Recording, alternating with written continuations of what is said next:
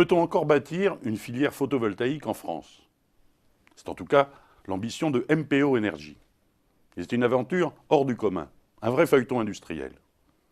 MPO Énergie, c'est une start-up qui a décidé en 2010 de se lancer dans la fabrication de cellules photovoltaïques. Mais pas n'importe quelle start-up. Elle a été fondée par une belle ETI, MPO. MPO, vous connaissez bien ses produits. Elle fabrique plus de 300 millions de CD et DVD par an. Avec ses 1200 personnes, dont 600 en France, elle s'est hissée au 4e rang mondial de son marché. Mais, vous le savez, le marché du DVD et du CD n'a plus le vent en poupe, c'est le moins qu'on puisse dire. D'où cette diversification vers le photovoltaïque. Jean-François Perrin, bonjour. Bonjour. Vous êtes directeur général de MPO Énergie. J'ai parlé de feuilleton industriel. Est-ce que vous pouvez nous en raconter les derniers épisodes? Oui, pour un feuilleton, c'est presque un roman là déjà aujourd'hui. Hein. Donc avant de commencer à produire des cellules en 2010, donc nous avions tout d'abord investi dans un programme de recherche et développement avec des partenaires industriels français, Institut de recherche, l'OSEO pour financer tout ça. Donc c'est un programme PV20 avec l'objectif de développer des moyens pour fabriquer donc, des cellules de haute performance. Et donc le but de PV20, c'était de donner donc, des moyens, donc des procédés, des équipements que nous aurions pu donc, après installer pour produire des cellules en grande quantité. Donc 2009, mi-2009, fin 2010, donc à peu près au moment où on a commencé à produire, le moratoire est intervenu. Le moratoire donc, qui a suspendu les activités photovoltaïques en France pendant 3 mois et puis qui après a édicté un certain nombre de règles. Donc ça c'était la première chose. Donc nous avons dû décaler notre programme d'investissement et puis donc pour prendre en compte l'évolution très rapide des technologies et surtout des performances dans ce secteur-là, nous avons dû revoir les technologies que nous allons mettre en œuvre et donc réorienter PV20, notre programme de recherche et développement. Et donc nous avions fait ça et puis les Chinois ont décidé d'envahir le marché du photovoltaïque. Oui. Et donc ils ont investi des quantités énormes, hein, ce qui a produit une surcapacité et qui a donc apporté entraîné une baisse très significative des prix sur tous les marchés du photovoltaïque. Et donc ça a refroidi un petit peu les investisseurs auxquels nous devions faire appel pour investir dans notre ligne de production. Et donc nous avons connu un nouveau décalage, nous avons réorienté à nouveau PV20 pour rester toujours avec, au moment du démarrage, les meilleures performances donc, du monde pour les cellules que nous allons fabriquer. Et donc vous n'avez pas baissé les bras, vous continuez à croire qu'il est possible à un nouvel entrant de se faire une place sur le marché du photovoltaïque. Quels sont vos atouts et comment espérez-vous vous imposer sur ce marché? Nos atouts, ça reste ceux qu'on avait déterminés au moment de l'analyse stratégique. Donc, quand on a cherché une nouvelle activité, on a cherché une activité qui devait se développer de manière significative et d'une manière durable également. Donc le photovoltaïque, ça c'était une des choses qui ont été identifiées. D'autre part, il y a dans le photovoltaïque, donc il y a plusieurs éléments dans la chaîne de valeur. La fabrication de cellules ressemble sous bien des aspects à la fabrication de disques, donc il y a des technologies communes, et puis également un aspect d'opération industrielle qui est très similaire, c'est-à-dire qu'on fabrique des objets en très grande quantité, qui chacun ont une valeur unitaire relativement limitée, et tout ça dans un univers très compétitif. Et donc, nos personnels, puisqu'en fait, il y a un vrai projet de mutation industrielle dans notre projet de fabrication de cellules. Et donc, on doit reconvertir donc, une bonne partie des personnels du disque vers le photovoltaïque. Et donc, on a beau avoir des procédures, et puis avoir défini, beaucoup travaillé sur nos processus industriels, le savoir-faire, hein, l'excellence industrielle, et la maîtrise de nouvelles technologies, tirer le maximum de chaque équipement, de chaque nouveau équipement qu'on installe, ça c'est dans la tête des gens. D'accord. Et votre positionnement, c'est le haut de gamme. Vous essayez de faire les cellules les plus performantes possibles à l'instant T, avec le meilleur rendement. Tout à fait. On a eu un peu de chance parce qu'on aurait pu se positionner sur un autre créneau, mais on avait décidé de se positionner sur vraiment les cellules de meilleure qualité. Donc on mesure la qualité d'une cellule à sa performance, à son rendement.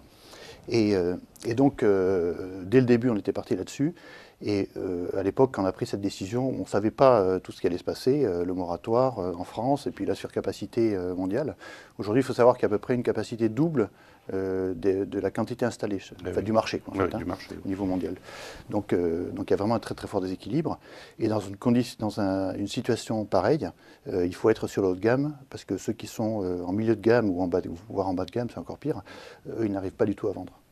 Et c'est une course technologique sans fin, parce que si j'ai bien compris, vous dites que vous devez revoir votre process tous les 2 ans pour rester au meilleur niveau, c'est ça? Tout à fait. Donc tous les 2 ans, c'est ce qu'on a prévu. On a prévu un investissement tous les 2 ans. Et donc tous les 2 ans, il faut qu'on soit prêt avec les meilleures technologies qui vont nous permettre d'avoir le rendement qui sera demandé à ce moment-là. C'est-à-dire le rendement augmente d'une manière continue. Et donc on évalue en permanence ce qu'on prévoit être le rendement à 2 ans, 3 ans, 5 ans.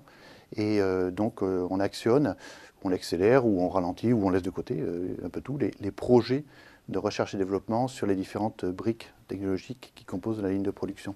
Donc c'est ce qui vous permet de faire la différence avec les produits chinois qui ne sont pas haut de gamme. Tout à fait. Les produits chinois sont fabriqués à partir de lignes qui sont achetées clé en main à des ensembliers européens souvent, mais ce sont rarement, ce sont pas les dernières technologies. Et puis, les investissements sont réalisés dans des quantités très importantes, ce qui fait qu'il y a une très grosse inertie après pour mettre à niveau toutes ces lignes et les faire progresser. En fait, on ne peut pas le faire d'une manière raisonnable. Et donc, c'est pour ça que nous, dans notre plan de développement, on a prévu de rester relativement limité en termes de production, en termes de capacité totale installée, de manière à pouvoir couvrir l'ensemble des dépenses de R&D qui sont nécessaires pour rester dans la course, mais en même temps ne pas avoir trop de capacités qui seraient extrêmement coûteux de remettre à niveau, quoi. Ouais. D'accord. Alors, vous avez choisi les cellules haut de gamme, mais le photovoltaïque, il y a en amont le silicium, en aval la fabrication des panneaux solaires. Plus généralement, en dehors de votre expérience, est-ce que vous pensez qu'il est toujours possible de bâtir une filière photovoltaïque en France ? Oui, bien sûr. Sinon, je ne serais pas là. Et puis d'autre part, on n'a pas l'intention. Aujourd'hui, on se sent un peu seul, je dirais, d'un point de vue industriel. Donc, on a plusieurs actions pour contribuer à bâtir cette filière industrielle du photovoltaïque française. D'une part, des actions syndicales, si on fait partie des principaux syndicats professionnels. Donc le CR, Enerplan, et puis on a contribué à créer également l'AIPF, l'Association de l'industrie photovoltaïque française, qui est donc un syndicat qui regroupe tous les industriels PME, ETI de ce secteur-là. Donc on est entre 20 et 30 adhérents, donc et en particulier tous les fabricants de modules donc, français. Et donc ça c'est l'aspect syndical, et donc on cherche à promouvoir chaque fois l'intérêt de l'ensemble de la filière, donc auprès des pouvoirs publics en particulier. Et puis d'autre part, d'un point de vue industriel, on est prêt. Donc aujourd'hui, on est focalisé sur le démarrage, sur le montage de notre usine de cellules, mais on serait prêt à construire, à investir dans des unités de fabrication de wafers, qui est des plaquettes en fait, qui servent à fabriquer les cellules. Et cela, on a même aujourd'hui des contacts avec certains partenaires potentiels qui pourraient accélérer les choses. Donc, et puis troisième chose, on travaille, donc si on sait faire ça, si on est capable d'investir, enfin d'avoir dès aujourd'hui des plans d'investissement, par exemple dans une unité de fabrication de wafers, c'est parce qu'on est présent dans des programmes de recherche et développement.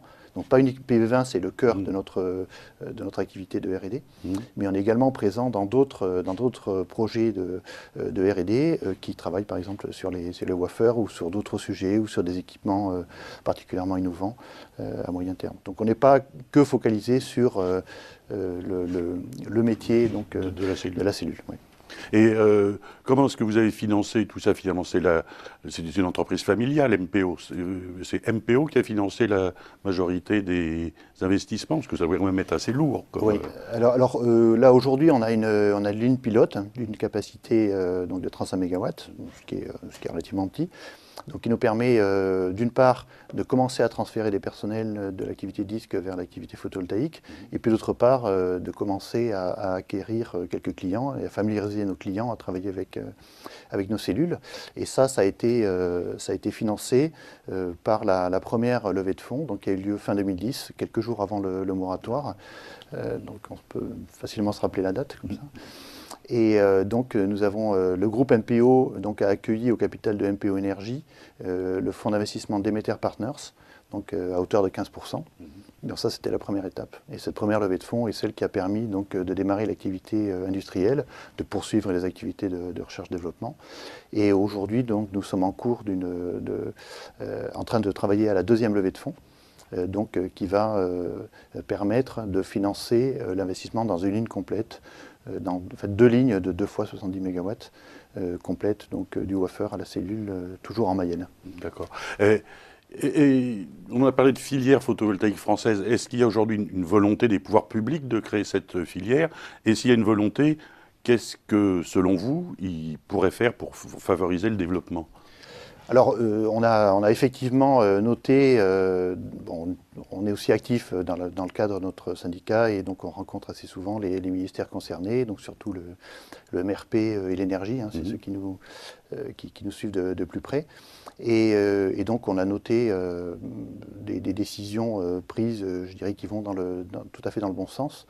Donc au niveau de l'énergie, donc après la conférence environnementale de mi-septembre, donc il y a des décisions qui ont été prises concernant d'une part le volume à terme, disons en 2013, sous la forme d'un appel d'offres, donc, dont les derniers détails devraient sont en train d'être discutés, d'une part, donc ça c'est le volume, et puis d'autre part, donc il y a aussi un certain, patriotisme environnemental, je crois que c'est comme ça que ça a été appelé, qui va bonifier les projets qui intégreront dans leurs équipements du matériel européen. Et donc ça, c'est deux mesures, donc d'une part qui assurent un certain marché, une certaine quantité de marché, et puis d'autre part donc une certaine protection, parce que bon, si on se remet dans le contexte international, tout le monde ne travaille pas dans les mêmes règles. Sur les mêmes règles. D'accord. Et du point de vue du financement, je veux dire, parce que quand même, ce qui est assez étonnant, c'est de voir une entreprise familiale de petite taille qui se lance dans une aventure quand même assez énorme. Oui, tout à fait. Oui. C'est clair que MPO a un projet qui est très, très ambitieux et qu'elle n'ambitionne pas de le réaliser tout seul. Hein. Donc l'aspect industriel, je l'ai évoqué tout à l'heure, donc on est habitué à avoir des partenariats avec beaucoup d'autres entreprises du même secteur. Et au niveau financier, donc dans ce deuxième tour de table, donc on a accueilli d'autres fonds d'investissement privés en complément de celui qui était déjà dans MPO Énergie, et puis d'autres institutions de financement public, dont certaines ont déjà concrétisé leur soutien, plutôt sous la forme de prêts bonifiés, on va dire, de manière générale. Et puis d'autres qui devraient investir, mais qui pour l'instant sont plutôt prennent beaucoup en compte, je veux dire, des critères strictement financiers, alors que bon, on est au démarrage et on aura besoin d'un soutien un peu plus volontariste peut-être. Ok, donc si j'ai bien compris, pour l'instant vous êtes à ligne pilote. Vous allez sortir vos premiers wafers de votre ligne de production à quel moment et quels sont vos plans de production pour l'avenir? Alors en 2010, on a commencé à produire d'une manière partielle, comme j'ai indiqué, dans une ligne pilote. Et donc la ligne, les 2 fois 70 MW, donc la première ligne de 70 MW va démarrer fin 2013. Et il sera suivi un an plus tard d'une deuxième ligne de 70 MW. Sur 70 MW, c'est la production totale, donc oui, ça fait combien de cellules? 70 MW, chaque cellule fait à peu près 4,5 watts. D'accord. Donc 35, 17, 18 millions de cellules. Enfin, ouais, 16 peut-être si on tombe juste. 16 millions de cellules, ça fait 70 MW. Donc on aura, fin 2014, on produira un peu plus de 30 millions de cellules par an. Et donc aujourd'hui, on a déjà commencé à construire le bâtiment. Donc on a commencé les travaux de génie civil, donc le terrassement, les fondations, tout ça au mois de mai. Et donc là, on est en train de lever les murs en attendant de boucler le tour de table, le plan de financement pour la partie équipement. Ok. Eh bien, il ne reste plus qu'à vous souhaiter que le soleil brille sur le photovoltaïque et sur MPO qui fait une diversification assez osée. Merci. Oui, merci à vous. Au revoir. Au revoir.